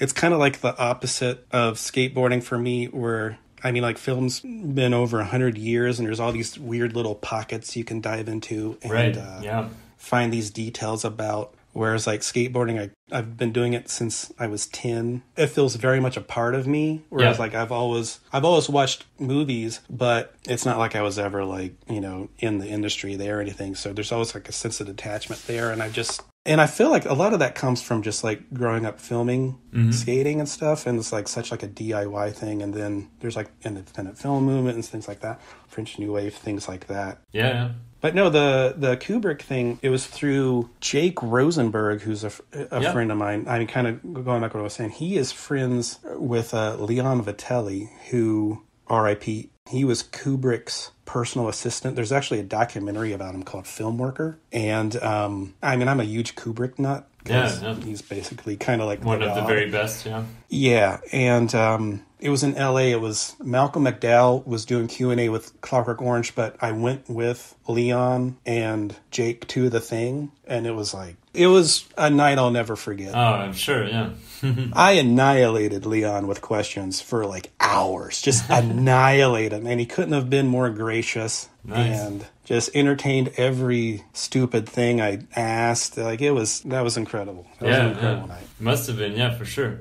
So since I saw that, I figured that you must have been like a big film enthusiast. And I was wondering if you ever considered doing a similar thing than Chromeball, but with cinema, basically, like interviewing directors, actors, just iconic people in the film industry. Did that thought ever cross your mind? Or? I like you, Quentin. These are good. You're doing a good job. Thank you. I would love to do that, but I don't think I could do the subject justice. I don't think I could do a good enough job. You know what I mean? Like, there would be other people that could tell that story better. Mm-hmm. You know what I mean? I mean, like I was saying, like skateboarding, I've been doing it since I was 10. I remember as I was going, I mean, one of the reasons why my interviews have some of the details in them is because I remember as it was happening real time, and I was around for that. So it like hits. Skateboarding in junior high and high school hits harder than when you're in your 20s and 30s just because of your age. Yeah. So, I mean, I can like interview like Ronnie Bertino, no problem. Mm-hmm. Versus like David Fincher. I mean, I didn't go to film school, and I don't think I would have the tools to really do that justice. I see. Okay. And I just want to do a good job. And if I don't think I can do a good job, I'm not going to do it. Mm-hmm, mm-hmm. Yeah, I understand, but and I feel like at the same time, maybe being an outsider and not being an expert in cinema could bring also an interesting point of view on it. And no, I think you're right, and I you know, it feels good to hear you say that.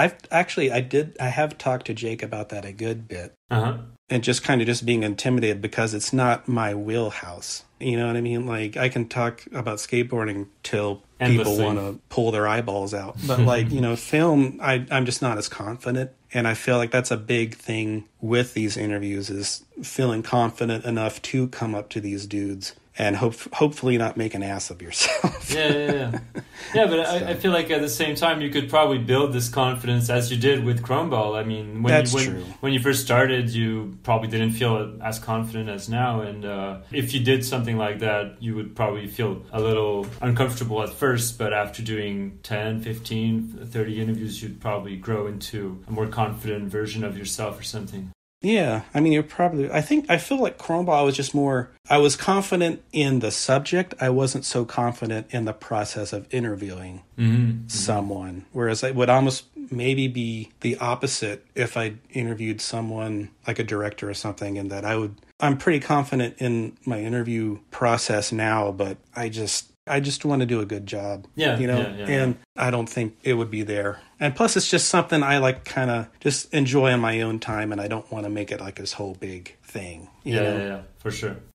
I usually end up my conversations with one question, which is a little cheesy, but I'm just wondering I'm always curious to ask this because people tend to respond different things, but it's basically what's the most valuable lesson that you've learned from skating? And for you, I would be curious to ask you what's the most valuable lesson you learned from doing Chromeball rather than the act of skateboarding. But is there something that comes to mind as something you've, like a life lesson or something that's been very valuable that you've learned through doing Chromeball?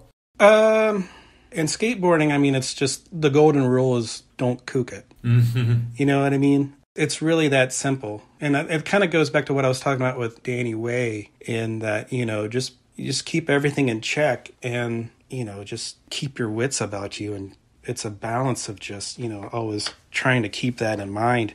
It's a hard question, man. Yeah. Because you don't want to go like, oh, I learned tenacity from skateboarding, like that Jerry Seinfeld, like they try all day and they make the trick. But I mean, that's kind of the truth. I remember seeing that, yeah. The thing I've probably learned the most from Chromeball is that before I started Chromeball, I had a lot of this stuff in my head about like skateboarding, and I just thought I was kind of nuts. Because you know, where I grew up skating in the 80s and 90s, you were a social misfit if you did this. Yeah. I always felt it was like kind of a social liability. Like when I first started seeing Tara, I never talked about skateboarding stuff for like the first year. And then it just so happened that Beautiful Losers exhibit popped up in Cincinnati. And Tara does a lot of art, and she's just interested in a wide variety of things. So I took her to that, and like that exhibit like blew my mind. It was like someone had been like collecting stuff from my life and put it in a warehouse, and I just walked in like, hey. But, you know, I'm seeing all this stuff, and it's just like, I'm just talking to her about, you know, all this skate stuff, and she had no idea. It was like a weird double life or something. So, and I started Chromeball almost like self-conscious. Like, I don't know who cares about this stuff. Like, you know, am I just crazy for like remembering Dan Paterka's part in Next Generation 1992? Yeah. Turns out I'm not. Turns out a lot of people remember Dan Paterka's part in Next. It's a classic part. But like, yeah, I mean, you always know, like, you know, the community in skateboarding is second to none. But to be embraced the way I have from just typing shit, like, you know what I mean? And it really feels good. I started Chromeball to try and repay some sort of debt to skateboarding in my mind. But that debt has only grown exponentially. Yeah. And that's why it's the best, you know. Okay, so let's do these friends questions. So a few of them are written, some of them are audio. So the first one is from Jonathan Mering. Oh, wow. Okay. I interviewed him about not a year ago, but almost. And I know you did an interview with him maybe 6-8 months ago or something. That's actually the first time I heard of your podcast, was he said he did it with you. Yeah. Right. Yeah. So he asked, what's the craziest drama that happened from one of the interviews you've done? Is there something that comes to mind? I'm not sure if he means like during the recording of the interview or maybe from the aftermath of releasing the... I'm not sure. Well, I mean, there's a few. I interviewed Lenny Kirk when he was still in prison. I had to pretend to be his lawyer for 2 years. Wow. I remember reading about this, yeah. Yeah, and like he'd send me these big manila envelopes of like documents, like half of it would be the interview that he would type out on a word processor, and the other part was just like random stuff, like various legal documents to make it look like I was a lawyer. Yeah. Okay. And the first draft he did of that, I read the situation wrong because I thought I would be lucky to get 5 words from the guy. But it turns out, you know, he's in jail. He's got nothing but time, and he's got some kind of weird 80s word processor. So I get the first draft back, and it's like 33,000 words or something. Oh, wow. It's really? Like, there's no way. Wow. Yeah, it's like there's no one is going to read all of this. It's basically a book. Yeah. And, you know, there's some stuff in there that I definitely couldn't have put out. Yeah. Okay. Wow. But at the time, he thought that he didn't want me to edit any of it because he thought that God was speaking through him, which, you know. Questionable. But like we ended up doing a second version, which was like it was still long as hell, but it was still like half that. Okay. But like he had all this stuff in there and stuff that was like bad news. But I would have probably like had my site banned. And I'd have to call him on the phone. Like he would call me, collect from prison, and like I'd have to talk to him. And it ended up working out really good. But that one was easily the hardest one. Yeah, it looks like it for sure. That was not an easy one. I mean, I'm happy with how it all came out, but it was hard. Shout out to Lenny. I hope he's doing good. Okay, this next question is from Rob Brink, whom I know you've worked with on several projects, especially the Already Been Done, right? So he said, ask him if there was ever a point where he just got too tired and wanted to stop doing Chromeball scans or interviews. It's a ton of work and time to not get paid. Transcribing interviews is hell. I know he took a break from a while as part of his employment with Nike SB. I think he wasn't allowed to do both in the beginning. But I would be interested to know if he ever burnt out and what keeps him doing all that work for free. You kind of touched on that earlier, but... Yeah, I was definitely burnt out. Me walking away from it had nothing to do with Nike SB, like my work there. Mm-hmm. If anything, they kept it going because they didn't want to be seen as the evil corporate company that killed Chromeball. Yeah. So Mark Whiteley made it a point of like, you kind of got to keep doing it. I'm like, ooh. Mm-hmm. So like, but yeah, I was totally burnt out. And like I said, I can't even look at that goddamn scanner now. And just keeping doing it for free, like we talked about, I'm a horrible businessman, and it allows me the freedom to do whatever I want. Yeah, you know? Yeah. He asked another thing. It's also, has he ever fought with his wife over where all the magazines go in the house? No. You know, she's been so tolerant of all this stuff, and like, especially when I was doing those scan posts that were like 3 or 4 hours a night. Yeah. Like, she didn't sign up for that shit. Like, come on, that's insane. And then like, Eric would come out, but he's, you know, scanning a Wade Spire interview from 1991 right now. So he's clearly got, you know, bigger things going on. But we never fought over the magazines. The magazines are actually pretty... for what they are. They're in 2 shelves in this spare bedroom. It's not that gnarly. Yeah, it's not that out of control. Okay. I pick and choose my battles with those, and so luckily we have an extra bedroom, so it works out. He told me actually that you two met because you bought some magazines from him, right? From eBay or something. Do you remember that? Yeah, when Chroma was just kind of starting to like gain speed and popularity, I had to get on eBay and fill in holes of my collection of stuff. And they came, and on the address label of some of the mags was Brink's old address from New Jersey. Yeah, yeah. Which was like kind of funny. And then, then we just kind of talked from there. We did the ABD thing for a while with him and Josh Friedberg. Mm-hmm. And it was a lot of fun. Okay, this next one is from Jaime Owens. We mentioned him a couple times. So he asked a few things, but I'll just keep it to one question. He said, who has been the most elusive interview to get that felt the best to finally snag? Nadas. 100% Nadas. Nadas is my all-time favorite skateboarder. Yeah. 101 is my favorite company. Even like when he was on Santa Monica Airlines and like that whole era with Julian and Mickey and Thebo, that I loved that. Mm-hmm. And he was just always my guy growing up. I know you're supposed to say Gons, but I didn't like Psycho Skate, and Vision was always kind of corny. Mm. And like I liked Gons as like he would have runs in like contest videos and stuff, but like, you know, Nadas has like he's skating a fire hose and he's, you know, board sliding a pickup truck. Mm-hmm. So he was my dude. And then he's just always been so interesting. And I always liked that he left. You know what I mean? Like, he didn't overstay his welcome. He hurt his ankle, and he was pretty much done after that. And he wasn't like, you know, the fallen hero or, you know, there wasn't like a lame period of Nadas. Not saying that with Gons, but I'm just saying. Yeah, no, I see what you mean. Yeah, like 101 ended. 101 never got lame. Yeah. Nadas ended. Nadas never got lame. And honestly, Brink hooked me up that interview. Okay. But man, it took like 2 years to get him on the phone. Of just like, and you don't want to be like the annoying guy, like, hey, Nadas, it's me again. Can we please do this stupid thing? But I remember I finally got him. It was like the day after Christmas. Okay. And it was like the best. It was just, and he was like so cool and he was funny. I was super nervous. It was the best. I mean, not to gush, but that was amazing. Holds a special place, yeah. Oh, yeah, 100%. Okay, let's see. This next one is an audio one. Hey, Eric. It's been a long time since we've met for Devoted. I hope you're doing great. I have a question. If there is one skater that you're dreaming to interview, who would it be and why? I don't know if you recognize the voice. This is Luca Beaufort who made the Devoted documentary 5 years ago or something. Yeah. He's a good dude. That was a lot of fun. Mm-hmm.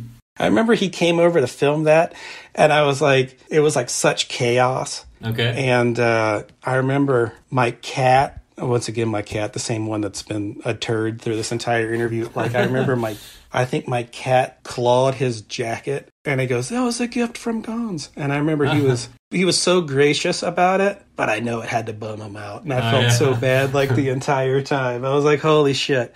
Probably made it even more valuable, like clawed by Eric Swisher's Yeah, cat. no, not. Made it even better. That's amazing. I still feel bad to this day. But yeah, that project turned out great. Is it, if I could interview anyone? Yeah, kind of like who's your dream skater and why? Well, shit. I can't do one. That's too hard. I would like to do Daniel Harold Stewart, the photographer, just because he has so many classic photos, and he's a total 100% recluse. Mm-hmm. And you always hear these stories about him of just being super gnarly, and he would probably end up hating my guts and burning down my house. But it would, be a pretty good interview. I'd say that, and honestly, I would love to interview Rob Dyrdek. Oh, yeah. Just from where he's from, Southern Ohio. And he is always kind of the unspoken partner of Alien Workshop. He had so much pull on that with Mike Hill and Chris Carter. Mm-hmm. And he's such an amazing storyteller. And he was around for all that stuff. I know he was just on 9 Club, which was good. And Rick Howard would be pretty sick, too. This next one is from Tim Anderson. We mentioned him as well a few times. Yeah. Hey, Eric, it's Tim Anderson. So I got 5 questions for you. First question is, do you have a favorite Chromeball interview? I know that's kind of an annoying question, so sorry. Second one is, who was the longest person that it took you to lock down for an interview? Third one is, do you have any top missed questions or questions that you regret not asking somebody after the interview was over? Fourth question is, what non-skateboard interviewers do you like interviewers outside of the realm of the skateboarding media? And the last question is, were there any interviews you read as a kid that influenced you or stuck with you over the years? And can we get a Rick Howard Chromeball? Anyway, thanks for the years of inspiration, for being a guiding light for everything good in skateboarding media. And the scans, of course. Love you, man. Oh, man, that's amazing. So you answered a few of these actually throughout the interview, like the non-skateboarding interviewers that you liked. But the favorite Chromeball interview, I didn't want to ask you because it's like choosing your favorite child or something, or it's a difficult one. But I mean, I'm lucky in that no one's been a jerk to me. There's always that saying, never meet your heroes. Well, I don't believe that at all. Everyone's been super nice to me. Ooh, I just thought I'd love to interview Jim Thiebaud, too. Oh, yeah. I can keep going on that one forever. There really hasn't been an interview that was bad for me. And they're all different. Some are just super cool to talk to that guy. Sometimes you just have a good vibe with someone, and it's like you've known them forever. Sometimes, and there's been a few of these where it's almost like a therapy session where some of these guys have no idea why you're interviewing them, and they have no idea what they meant to so many people. Right, I know Shorty Steve Olson had no idea why I even wanted to talk to him about this stuff. He just thought it was the weirdest thing in the world. Yeah. And talking about this, I could tell after a while he thought hey, maybe this, people do give a shit, which they clearly do. Yeah. But that's always nice. But yeah, they've all been great. Obviously Nadas was great. Yep. Max Schaff is really fucking cool. Ave is really cool because he's just no bullshit, and he's great. But I'm lucky to have talked to any of these guys, and I'm not just saying that. It's pretty incredible. Yeah. Question I've missed. I know this one kind of haunts me. Again, the Nadas interview, I didn't ask him, which there's a ton of these ones that haunt me, but this one haunts me the most. And I've actually asked him about it later. Mm-hmm. It was how him and Skip felt with that thing Rocco did with Santa Monica Airlines, where all of a sudden it was SMA Rocco Division. Mm-hmm. I don't think Rocco really cleared that with those guys. Okay. And then, like, if you remember, World Industries started out as SMA World Industries, which is a total just, and like, I remember I was like 12. I thought SMA World Industries and Santa Monica Airlines were the same thing. Right. And it was just Rocco just totally stealing brand identity to get the hooks in. And I didn't ask Nadas about that, and I blew it. So, yeah.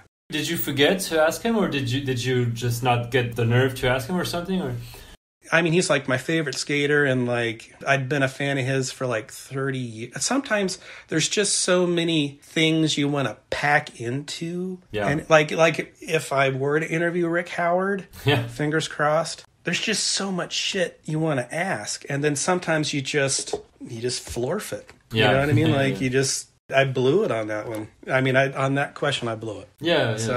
And then, like, on those early ones, that's kind of why I've gone back later. It's like, hey, let's do that again. Yeah. Like, perfect it or make it better. Yeah, for sure. Yeah. The other one was, like, the longest person it took to lock down for an interview. Is there someone... You mentioned a few people that it was... like Nadas, you said it was, like, 2 years or something? Yeah. Nadas was a while. Lacero was a while. I mean, like I said earlier, I don't start research until someone agrees to do it. But then there's always like that weird thing that happens sometimes, and I'm sure you've dealt with this too, where they agree to do it, you do your research, and then you can't get them on the phone. I even kind of did this to you as well. I apologize on my own. Here I am complaining about these guys, and I did the same damn thing to you. But like I just call them like orphan interviews, where I just have these questions ready to go, and then every now and then I'll hit them up to say like, hey, we never did do that interview, and like, because I mean, for me that work's already done, so if I can get them on that, and that's worked out a few times where like I swung back around and got people. So it's just timing. People go through a lot. Exactly. People are constantly going through different stuff, and you have a good attitude about it. And again, I apologize for. No worries. I mean, taking forever. that's perfectly fine. Yeah, as I said, it makes it all the more worthwhile. You know, like to wait for it. I hope so. So this one is from, we mentioned him again earlier, Michael Burnett. So he said, who are the 3 most important figures in the evolution of modern street skating, and why? It's a very serious question from him, especially. Oh, man. Michael Burnett bringing the heat. Okay, I would say Gons. I'm not going Rodney because that's freestyle. Right, yeah. I'm going to say Gons. And then second, I would say Mike Carroll. Okay. Because Gons and Nadas is kind of like the Big Bang. You know, they're coming up with all this stuff on their own, and people are laughing at them. And it's seen as a novelty. Whereas, like, I think Carroll's questionable part, it was the total shift change in skating, where it became like that kind of like city skater, like plaza skater, and more of like a hip hop kind of feel. And there was also like when pros started becoming like 16, and they were like, for lack of a better term, like video pros. And then I would say in that same video, but it wasn't, he was such an anomaly at the time. People didn't even skate like this dude until like 5 years later. I would say Pat Duffy. Oh, yeah. I mean, because I was trying to find like a handrail guy. But like that questionable part was such a fucking dummy smack to the world of like, who the fuck's this guy and how is he skating this shit, and like what even is this? You know what I mean? It was so insane. And like that was really the template for, because I mean before that you had your tech guys and your style guys, and you had your gnarly guys who just went huge, and then like, but Pat could do all that stuff. Yeah. True, yeah. And that right there was like the key importance of like video, you know, as well. So, and I didn't mean to double down on questionable, but there's worse things but it to just do. makes sense. Yeah, those are really good ones, yeah. So that's what I would say. Okay, this next one is from Patrick Odell. Oh, wow, okay. So he said, ask him about why he ended the site with the Nadas interview. Again, he was just my favorite. And I mean, to me, like with 101 and what Nadas did skating wise, and just like his artwork and like all this stuff he did, and like the quality of the interview. And he doesn't really give that many interviews. Yeah. I feel like skaters of my generation, like novices, there's not a guy out there that disliked novice. Sure. You know what I mean? And I couldn't get Blender. You know, I tried to get that, but it just, novice just felt like the move. And honestly, that was one of the caveats. I don't know how seriously he took it, but that was one of the caveats when I told him, was like, you know, like, you would probably be the last interview I do. Like, I'm thinking about ending the site. Would you do this for me? And he did. I mean, and at the time I really meant to end it. Mm-hmm. But that just felt right. Yeah, you know. He also asked, why are you called Chops? It was just like, there's that expression, like, what am I, chopped liver? Okay. And my mom used to say that all the time. And in my short-lived, ill-advised tagging phase, I was Chops. And I was like the self-deprecatingness of my mom. I don't even know if that's a word, self-deprecatingness. We'll figure that out. We'll fix that in post. But like I always liked when my mom would say that, and then I liked Chops just because there's like several ways to take it. There's like, you know, like there's the cutting action, there's, you know, skills in something. And, you know, versus like scanning things. And I don't know. I don't really have a good answer. I had to come up with a name for the site as like a nom de plume, I believe they would say. Yeah. Sure. And I remember the first one I tried putting Encyclopedia Brown, who was like that kid detective in those children's books. And that was too long. Oh, yeah. So I just went with Chops. And here I am. I wish I would have thought of like a cool name. Again, had I known people would give a shit, I would have thought of something else like... No, it works, yeah. It's short and sweet, yeah. Yeah, I mean, and then you go in that vortex of like, man, that would be a cool name. But yeah, Chops, here we are. Okay, this next one is from John Rattray. You interviewed him, but I don't remember when that was. I have not interviewed John. Oh, you haven't? I thought yeah, John is in that fraternity of dudes who I consider close friends of mine that I can't really interview anymore. Oh. Because you worked at Nike together, or? I was John Rattray's boss for a short time, which is like insane to think about. But yeah, like I helped get Rattray on at SB. That's right. Yeah. He actually asks about that. He's a good friend. So he said, in the course of your life and work, you have interviewed many pros and former pros, but how many former pro skaters have you interviewed for an office job in Beaverton? Of those former pros, who did you hire? What were the factors that influenced your decision? Meaning, what were the characteristics of said former pro turned office worker that stood out as good qualities? I mean, those questions right there are why you hired John Rattray.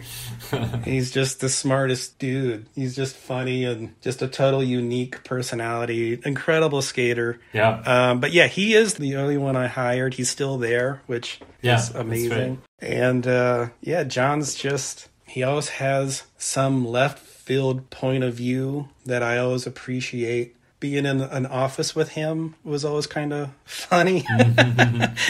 just random shit, your typical like office day job stuff, but no, it's John Rattray and he's doing his John Rattray thing. But no, he's a great dude and he's got a lovely family. And I'm so happy and proud of him for all that stuff, that Why So Sad mission stuff he's doing. That's so crucial. And to see his evolution as a friend, to see him take that stuff on it's incredible. Very inspiring dude for sure. Yeah. Yeah, he's amazing. And I also love that Predatory Bird stuff he used to do. Oh, yeah? Yeah, like the little Wu-Tang, but it was like Predatory Bird in there. I always loved that stuff. Okay, I have just a few last ones, and then I'll let you go, I promise. So, Eric, Kevin from Look Back Library wants to know when you're going to pay him a visit at the headquarters in San Diego. Oh, my God. This is like the wildest, like, this is your life shit. Okay, Kevin from Look Back Library. He just lives like 45 minutes down the street from my house. Uh-huh. But I moved down here, and it was like pandemic lockdown for like 2 years. Yeah. And then I have not been to, he always calls it HQ. You need to come to HQ. And to be fair, I'm going to throw Jaime Owens under the bus here too. He always invites Jaime Owens down. And for some reason, we just haven't gone down. Whether it was like the pandemic or, I mean, that guy's like the skate magazine Kerouac. He's like in his van, like in Maine or something. Like he's always driving around. So he's either on the road. Holy shit. Quentin, you're doing good, man. You are doing good. So, but yes, you heard it here, folks. I will go meet Kevin. Now you have to. Right, yeah. Yeah. You made a commitment right here today. Right. You heard it here first. Exactly. Okay, this next one's from Aaron Meza. Yeah. So he said, how does looking at a skate mag as an adult differ from when you were 14? Oh, man. I mean, yeah, just you hit your 20s and you have so many other like priorities in life. You know what I mean? And even so now, there's so much more information out there. Whereas like us old timers, and Mesa's even older than I am, a lot of times that magazine was all you had. And there would be like a couple of videos per year if you were lucky. Yeah. So that magazine was all the skateboarding you were going to get that month. So you just memorized every page because what else are you going to look at? Exactly. You know what I mean? And a lot of things have changed since then. But I mean, like skateboarding at age 15, it will always be the best no matter what it is. But yeah. My set of rules in the 90s was different than a 15-year-old now. This next one is from Andy Jenkins. We mentioned him earlier. Wow. Also. I'm kind of humbled that these guys wrote questions for me. Yeah, but you got like heroes of mine asking. Yeah, That's crazy. But you've done interviews with a lot of these guys actually, but so yeah, it made sense. So he asked, what made you want to use Q&As as your format? Was it tough to get your first few? Huff and BA were pretty heavy starters. Yeah. The Q&A format is just the easiest way for me to get out of the way and just get straight to what they have to say. Like, I know that there's like that kind of like GQ style of articles of, you know, it's almost like a story of Eric looked out into the distance as he pondered his answer, drawing deep from his American spirit. I don't want to put that shit in there. You know what I mean? Like, I'm just going to have like, here's my question. Here's what these guys have to say. You know, I try to like 86 as much of me out of these interviews as much as possible. Just because, you know, who cares about me? You know, I mean, like, I don't care about me. I want to see what BA has to say. And yeah, getting those, like I said earlier, getting those early interviews were impossible. But people helped me out and hooked it up. He also asked, how hard is it to search out guests? And do you keep a list of future prospects? And who's at the top? Yeah, I have like a little list in my phone of like just people I want to get to at some point. And sometimes they've been on there forever. It's either bad timing with them or like I'm just not sparked to do it right now, or maybe something weird happened, or maybe they just had an epically layered and I need for that to a club or something. Yeah, and maybe I need that to die down. But yeah, I always have like a list of stuff going. I don't really have anyone at the top, really. I mean, some guys will always be at the top. It's like whenever Rick Howard wants to do it, he will immediately go to the top. Yeah, for sure. So, okay, I have two last ones. So this one is from Neil McDonald. Science versus Life guy. Exactly, yeah. So he asked, what is his dream magazine stuff if you had one editor, 2 writers, and 2 photographers, and a designer if he wants? Holy shit, that's such a good... That's a tough one, but I thought it was an interesting one, yeah. Okay. Is this current day or just like all time? Sure, yeah, no, let's go with current, yeah. Okay, that's a little easier. Photographers, I would have Spike and Matt Price. Okay. Editor, probably Mesa. Or I might bring Lance Dawes out of retirement. Oh, yeah. Or even Whiteley.